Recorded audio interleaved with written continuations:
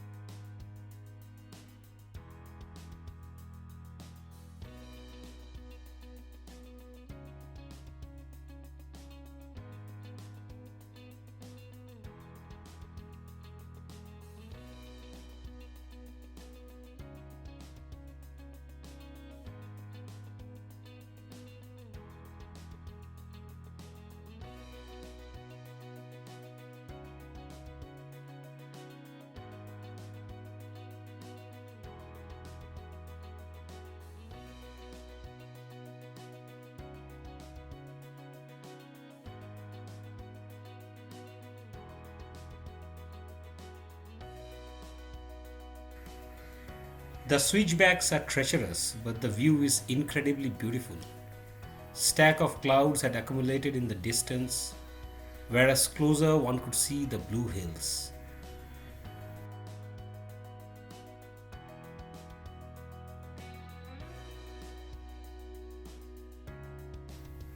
The thread like ridgeline which one needs to climb to reach the top was visible in the distance. The track of loose pebbles and scree with its sharp decline made traction difficult. I was driving in 4 low, switching between the first and second gears.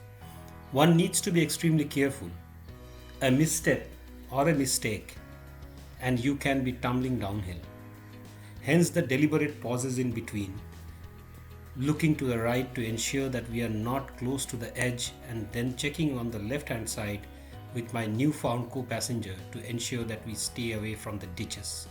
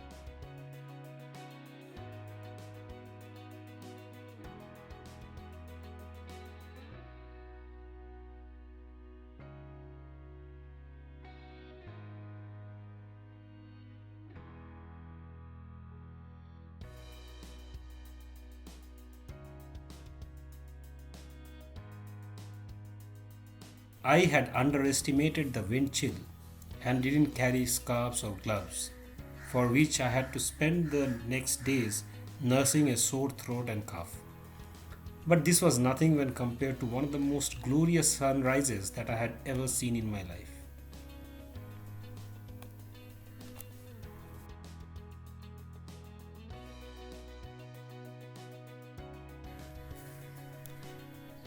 Maybe a backstory of how I spent the previous day is also due. Yesterday, after reaching Sandakphu, I searched for accommodation at the Sherpa Chalet and the Sunrise Hotel. Rooms were not available. A local told me that rooms were available at the Sandakphu tea house, and I got a cozy room for the night. With the stay then sorted, I headed out and saw a brilliant sunset. Later, I went out at night to take my first night shots of the Kanchenjunga range in Arctic cold. When compared to my previous visits to this place, this was the best weather that I had faced. The Kanchenjunga range was visible for the entire 16 hours that I spent there. Was this a reward? I'm not aware. But I am glad that this journey was a satisfaction of the highest order. What was an icing on the cake was the car touched 20,000 kilometers on the day it reached Sandakphu, and I couldn't have been happier. Dinner comprised of rice, dal and chicken curry. It was expensive, yet a perfect meal to round off a satisfying day. At night, I heard the wind take the form of a gale as it swept through the barren top. When I woke up and parted the curtains, I saw a fading night sky above and valleys below in darkness. Separating these two worlds of contrast was an orange horizon. It was bitter cold, being December. A gale was raging that numbed the fingertips, and then I witnessed a yoke-like sun that bobbed up, sparking an array of golden rays all around. The sleeping Buddha with the Everest group stood like sentinels at attention. Pressing the shutter release was difficult, but I did manage a few clips. Certain sections are terrifyingly narrow, where you must pause, judge, and then move ahead. And with the rocks jutting out from the hills, the effective driving area decreases significantly.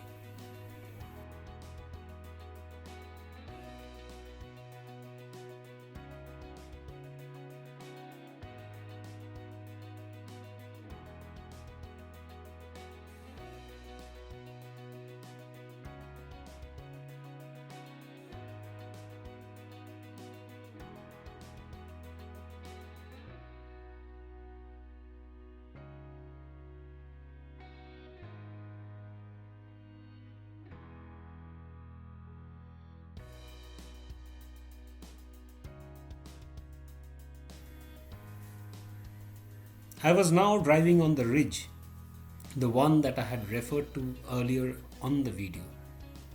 Progress remains slow, and that is reality. Be it ascent or descent, the average speed remains the same, a kilometer every 10 minutes, or even lesser. Pools of ice appeared at times, but these sections were easy. Sometimes the road does surprise you with wide and open sections.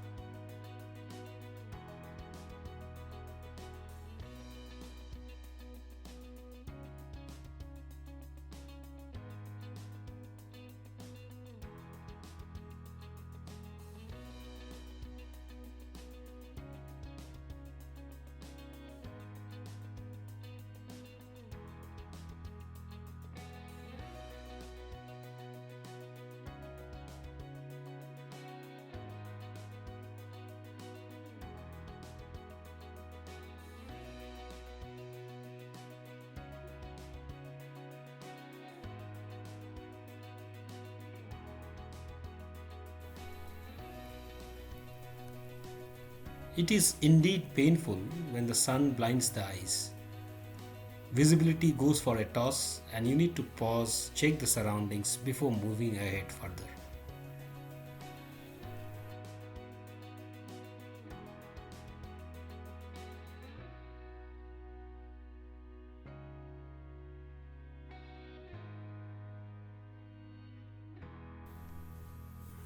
The rhododendrons, which are perched along the slopes, bear hues of pink, red, white, and yellow during April and May. I had once trekked on these hills during the summer months, and on almost all the trees bore flowers. You get to see the colors during summer, but the skies usually get cloudy mid morning onwards, and rain and thunder showers are common. Winters, of course, have the benefit of clear skies, but then everything is brown and barren. Spring and summer brings life. So one needs to visit these places at different times of the year to get the full experience. More trees abound as one descends further to Kalipokhri.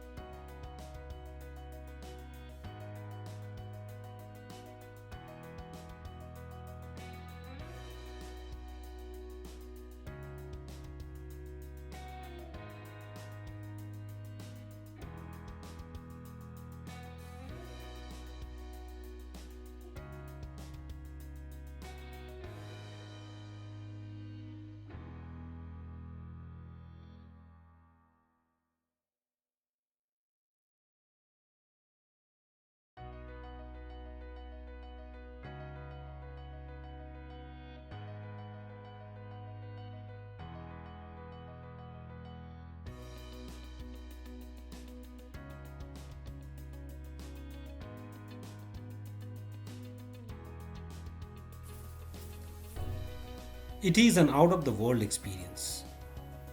There is no perceptible sound apart from the moaning engine, fluttering leaves, and chirping of birds. Civilization has made foray into these places, but the pace is still slower than the plain lands.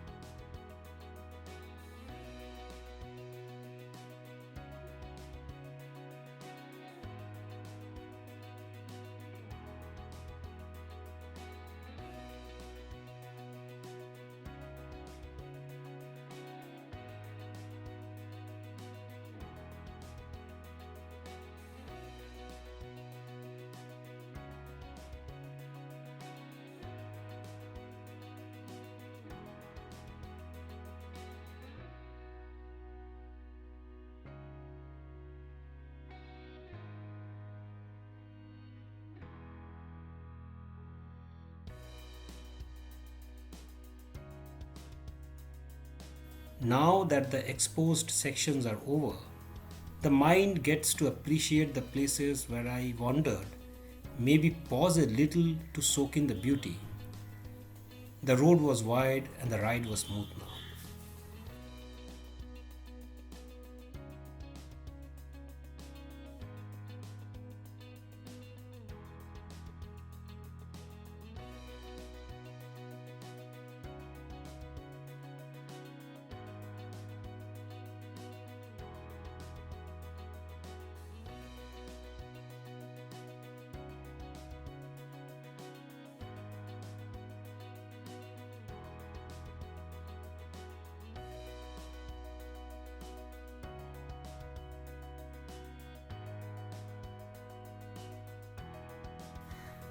This was the milestone which said Sandakphu is 2 kilometers. It took 30 minutes to cover this distance. I met a couple of motorcyclists on the way who were climbing up. We exchanged positive vibes because we understood the pain that each had gone through.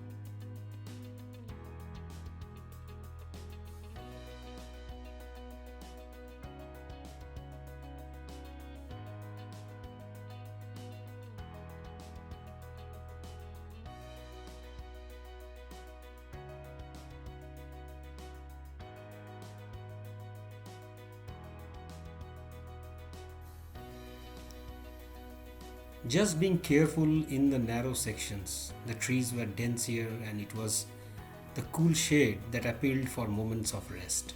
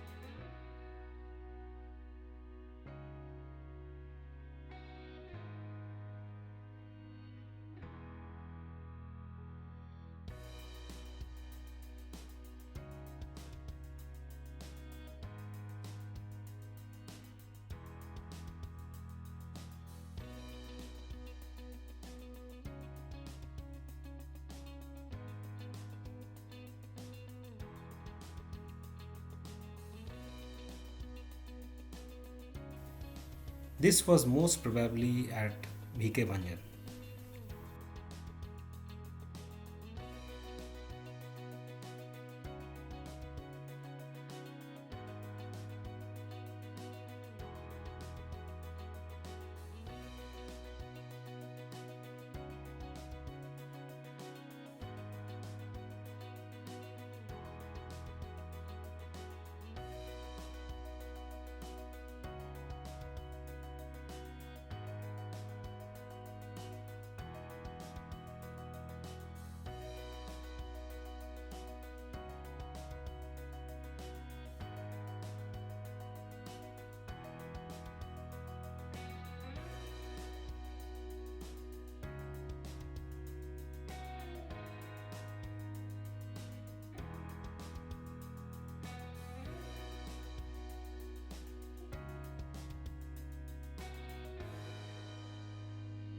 One of the streams in the shade had frozen over, but it was not a problem.